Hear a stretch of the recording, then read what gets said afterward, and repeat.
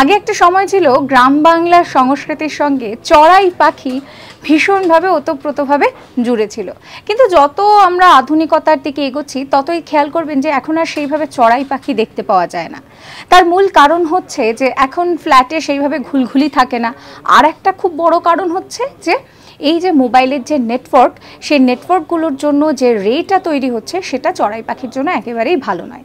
তাই চড়াই পাখি যাতে সংরক্ষণ করা যায় তার জন্য আমাদের এই পৃথিবীতে বিশ্ব চড়াই দিবসও পালন করা হয়। 20শে মার্চ হচ্ছে বিশ্ব চড়াই দিবস। মূলত চড়াই পাখিকে সংরক্ষণ করা উচিত, তার কারণ হিসেবে দেখানো হয় যে এই চড়াই কিন্তু আমাদের সংস্কৃতি, আমাদের বাঙালিয়ানার সঙ্গে ভীষণভাবে মিলেমিশে রয়েছে, তার জন্যই চড়াই দিবস পালন করা হয়। আর যেটা বলা হচ্ছে যে চড়াই পাখি কিন্তু ভীষণভাবে সাহসিকতার পরিচয় দিয়ে থাকে।